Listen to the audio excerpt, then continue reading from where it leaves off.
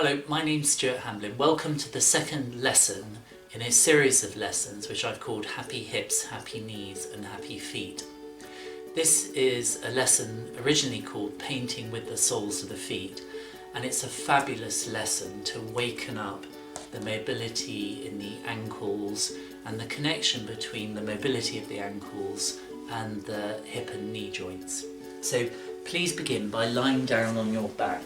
And you'll see, for reasons that will become clear during the course of the lesson, that I've actually covered my mat with a blanket because it involves some sliding of the lesson involves some sliding of the legs, and also I'm wearing some socks just to reduce any friction. So please begin by lying down and take a moment to notice the contact that you make into the floor.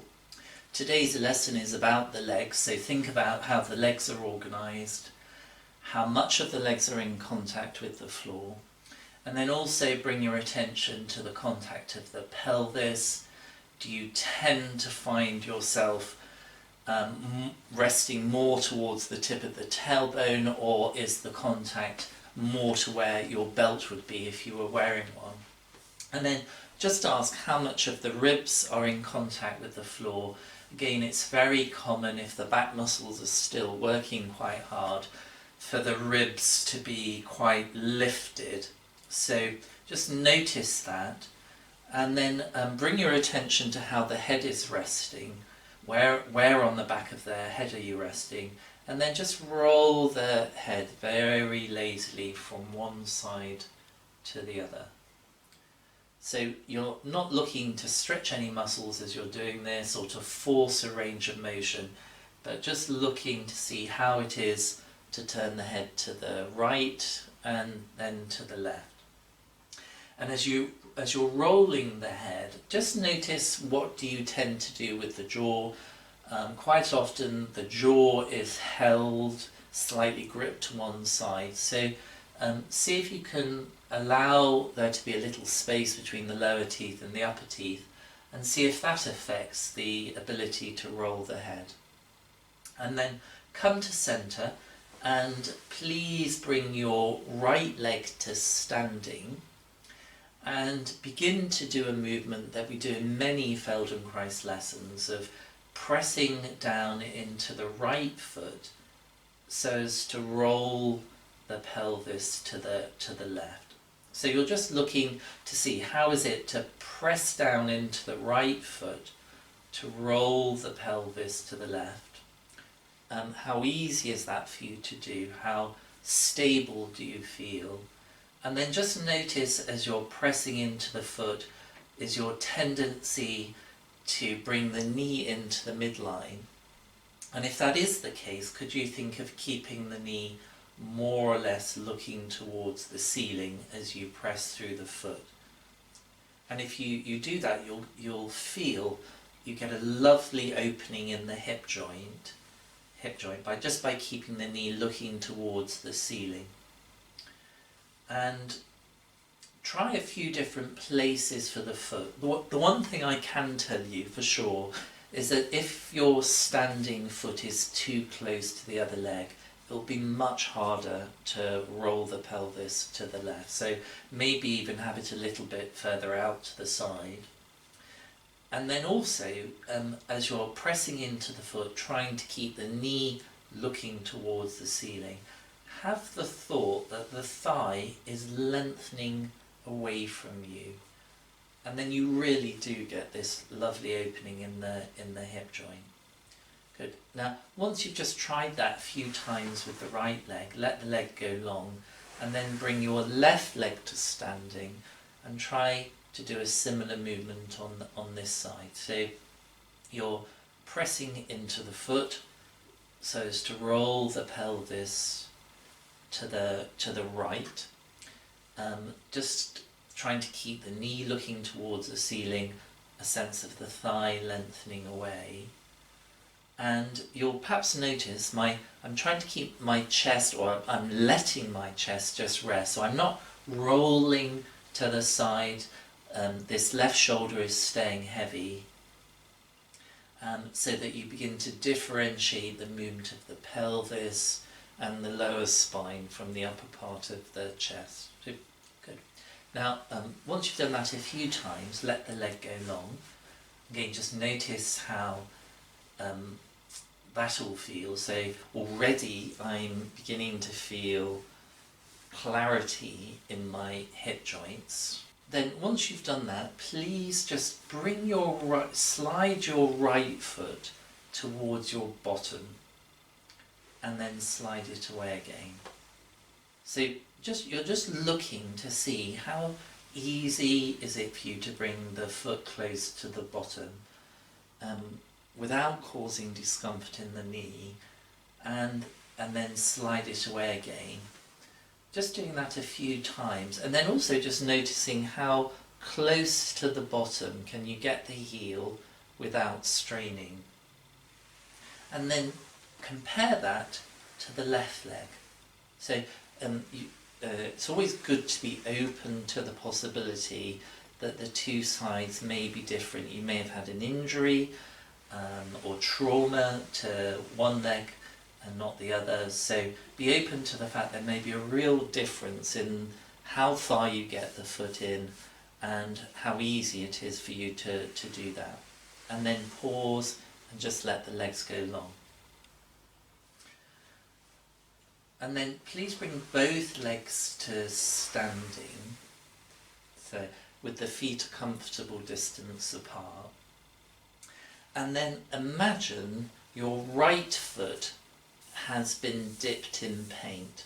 It can be any colour you like. I think in the original lesson, Feldenkrais invited his students to think of it being dipped in pink paint. It can be any colour. And once you imagine the foot is dipped in paint, keep it down on the floor and see if you can just slide the foot away from you and then slide it back towards you. You'll see why I've got the extra cover on the mat and the socks on to reduce the friction. So I'm just sort of sliding the foot along away from me and then back towards me. And the important thing to pay attention to is that you only slide the foot away from you as far as you can keep the foot down, and that includes the toes and the ball of the foot, and then you come back.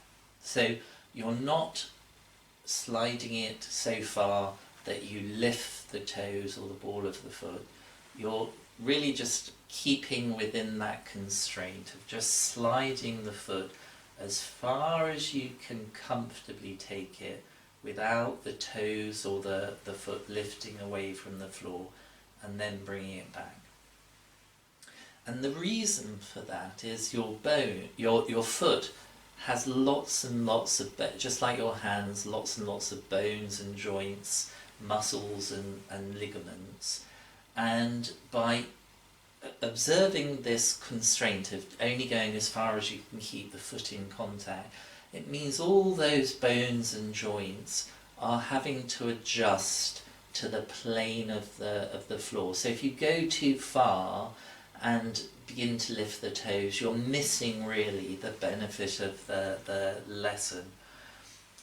And then also, as you're sliding the foot away, visualizing the line of paint that you're making on the floor, just observe, is your line straight? Does it go straight away from you and then come back? Or do you tend to go slightly off to the side as the leg goes further, or slightly to the inside? And then also just notice, is your foot going in a straight line, or is maybe the foot slightly turned out, so the heel, I'm showing, hope you can see that I'm showing it, is the heel in fact not in line with the toes? And if that is the case, if you sense it, see if you can again just stay within a range that enables you to paint a line of pink paint away from you and then back towards you Okay, just looking for easy movement. And then come back. Now, pause and then lengthen your left leg so you still keep the right leg in standing, and then again begin to trace your line of pink paint away from you and back towards you, so that, and notice whether having the left leg longer facilitates your ability to paint the line of paint, or perhaps makes it more difficult. I can feel certainly that with the left leg long, my pelvis is slightly tilted to the left hand side, and the lower back on my right hand side is a little bit more lifted away from the floor.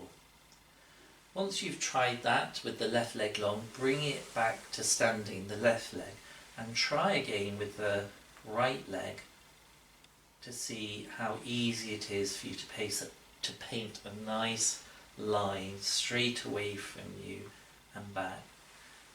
And just doing it a few more times, notice again, are you able to keep the jaw free, the eyes soft?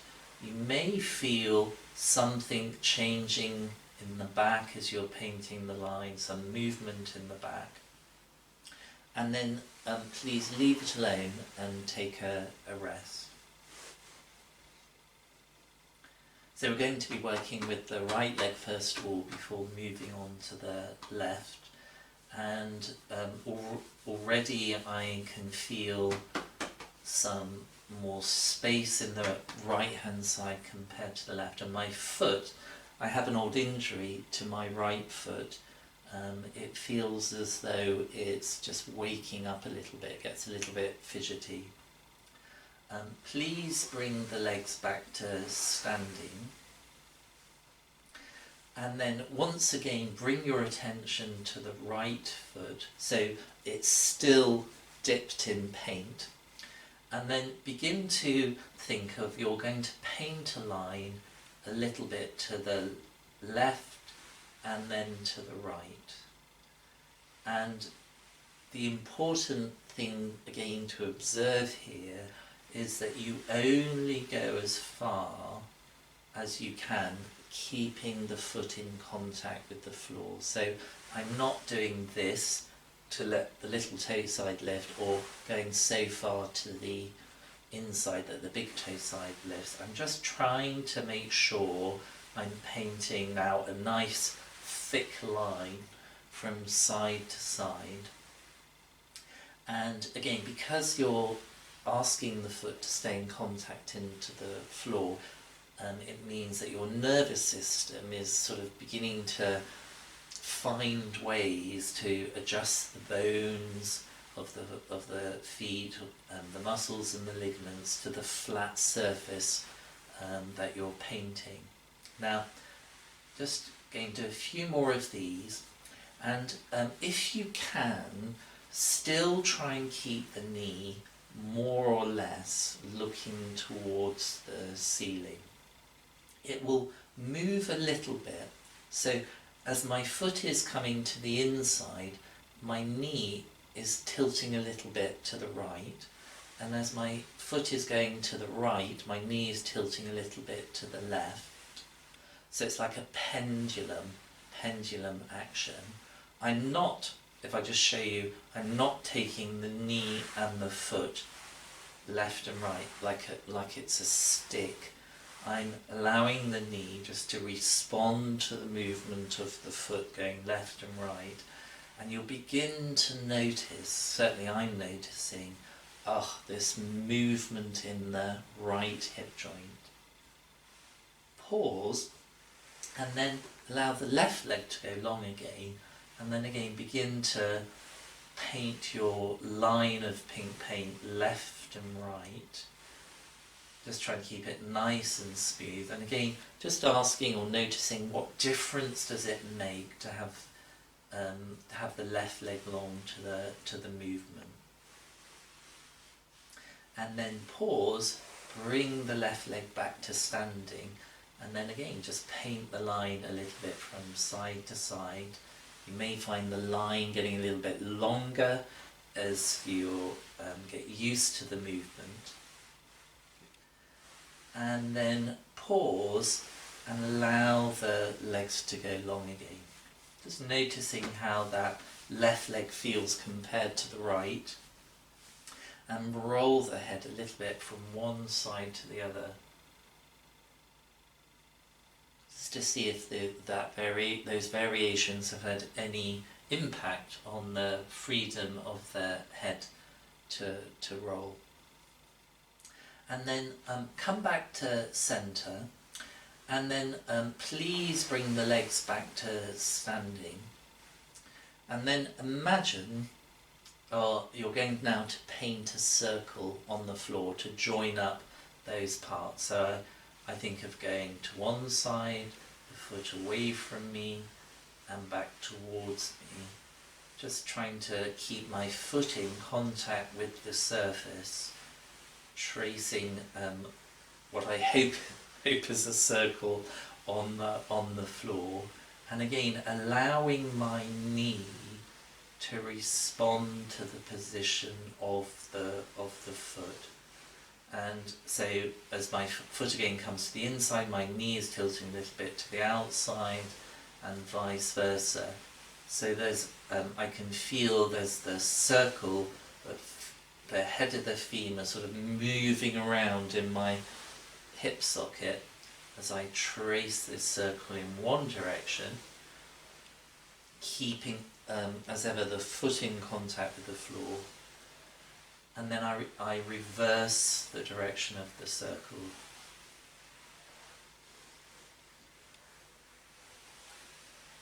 It's actually a very lovely movement to do, particularly if you've got a surface that enables you to make these circles. Good. Now pause and then take a rest. Now, once you've had a rest on the back, please come to lie, if you can comfortably, on the front. Sorry to turn my back to you. And then once you're lying on the foot, see if you can bend up both feet, and you imagine the ceiling has come down to rest on the soles of the feet. Now my feet and knees are comfortably apart, so you imagine the ceiling has come down, so it's your floor, and just see if you can take the foot a little bit away from you and then back towards you. So it's still my right foot. Now I've lifted my head so I can look at the camera, but if I'm doing this at home, I'd have my head resting down comfortably. So you're just thinking of taking the foot a little bit away from you and a little bit towards you, seeing if you can have this idea that it's staying in contact now with the ceiling, that you're painting a line on it. You can try with the other leg long, again, just trying to make this line of paint with your right foot. And then once you've taken the foot away from you and towards you, you can think of taking the foot a little bit from side to side, trying to keep the idea that you're making this line on the ceiling. So once again, the foot, it's kind of bringing intelligence to the foot. Now, again, one thing I like to do when I'm doing this lesson at home, or when I'm teaching it with my students, you can also use something like this yoga block or a book, and place that on the sole of the foot. So that becomes my floor or my ceiling.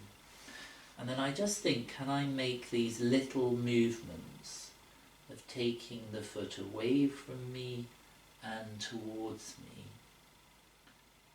without dropping the board?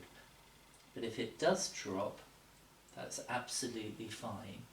And then I take it a little bit from to one side and then towards the other, much more difficult doing this when you're talking.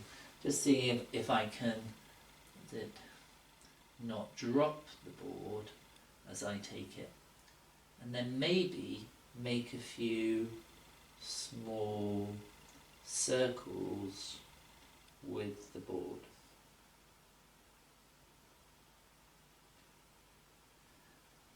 And then leave it alone and take a rest. Quite often you'll find yourself getting a little bit of cramp if doing that variation. Once you've tried with the board, come to rest on your back again.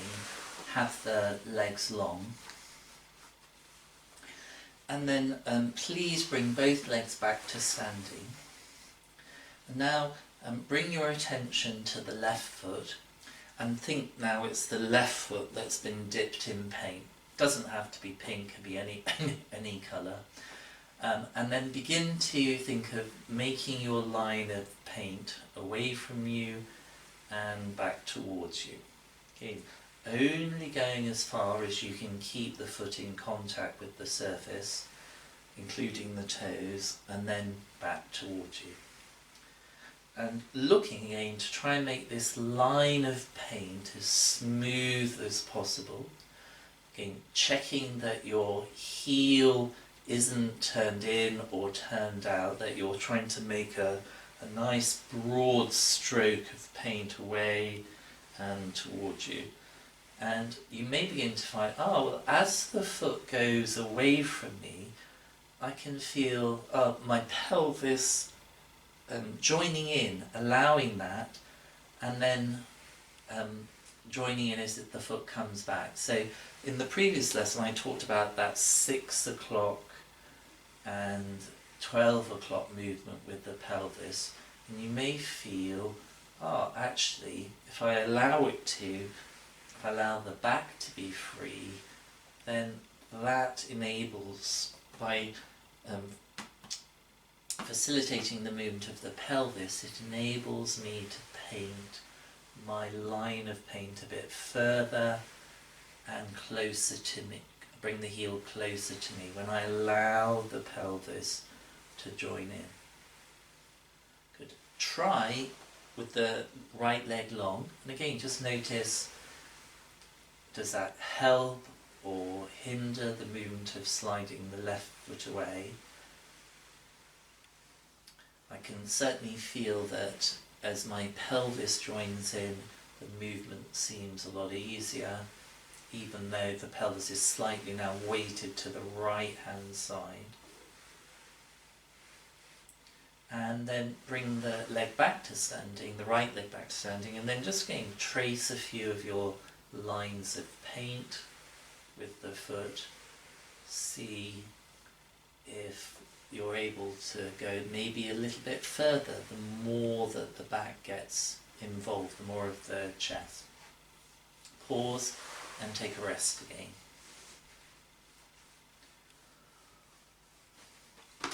Definitely feeling some lovely movement in the hip joints. So bring the legs back to standing, and then still with the left leg as the focus of attention, begin to make a line of paint to the left and to the right, left and to the right. And I'm allowing the knee to respond to the movement of the foot, in the sense that as the foot goes to the inside, my knee just slightly goes to the outside, and vice versa. So I'm, again, just to remind you, I'm not taking my knee left and right with the foot. If it's going, in fact, in the opposite direction to the foot, and then you get a very different movement in the hip joint. Still trying to keep the foot in contact with the floor. And then try that with the other leg long. Again, just notice, does that have any effect at all on the ability to make your line of paint to one side and to the other. And it's very interesting for me just to note now I'm feeling much more of a shift of weight through my pelvis and in fact my chest as I'm doing this. Good. Pause, bring the other leg back to standing, and then I'm going to just test what's it like to trace your line of pain from one side to the other. And then begin to turn this into a circle with the left foot. So nice big circle if you can. Again, I can feel knee being part of this circle in the sense that it's making a circle in the opposite direction to the foot. And I can feel shifts of weight going on in my pelvis as I make the circles. And then reverse the direction of your circles. Just seeing if that changes the quality of the circle or the size of the circle, the direction. You can imagine what a great lesson this is for skiers who are constantly having to adjust to the surface of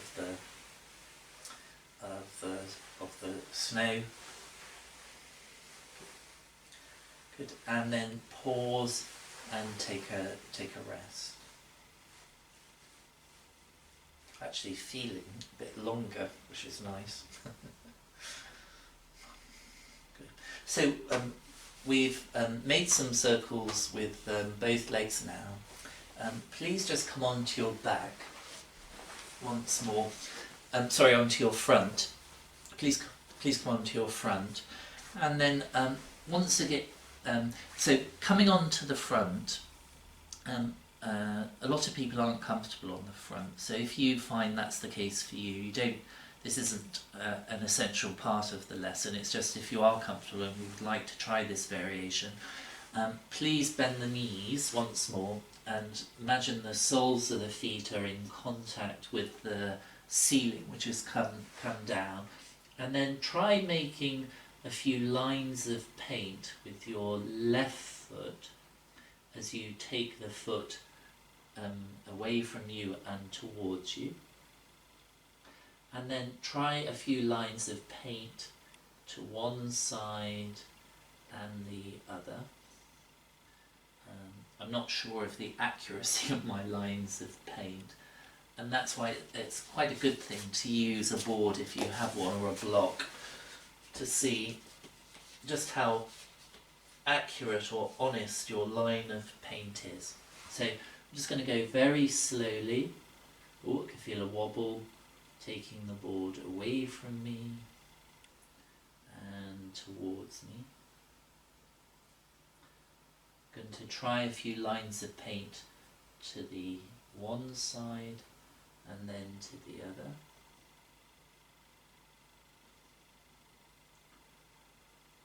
And then I'm going to try and make a few circles.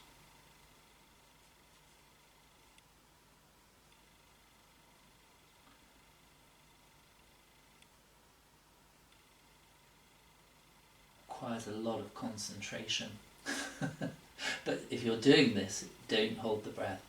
Don't tense the jaw. Just try and just treat it as a game in a playful way. And then leave it alone. And take a rest. You can imagine what a great exercise that is, or movement to do, if you've had any kind of foot or ankle injury or strain, to reawaken the intelligence of the foot, the mobility of the foot. Please come onto your back. You can just notice the effect of that variation, if any, and then bring your two legs back to standing, and then see if we can make two circles. So going to see what's it like to make two circles on the floor, still trying to keep the whole of my foot in contact with the floor. and then I'm going to reverse the direction of the circles.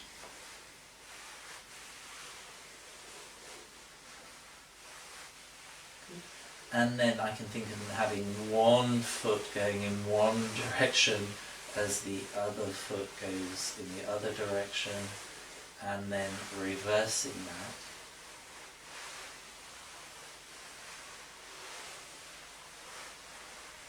And then please pause and take a rest. Feels great in my feet in particular.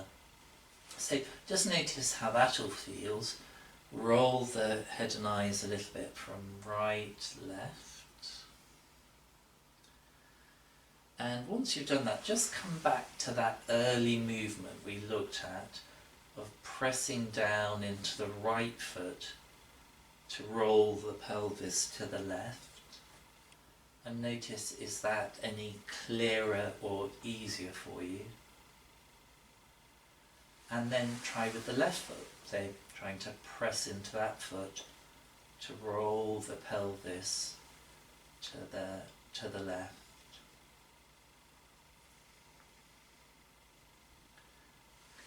And then let the legs go long and take a final moment just to notice the contact into the floor.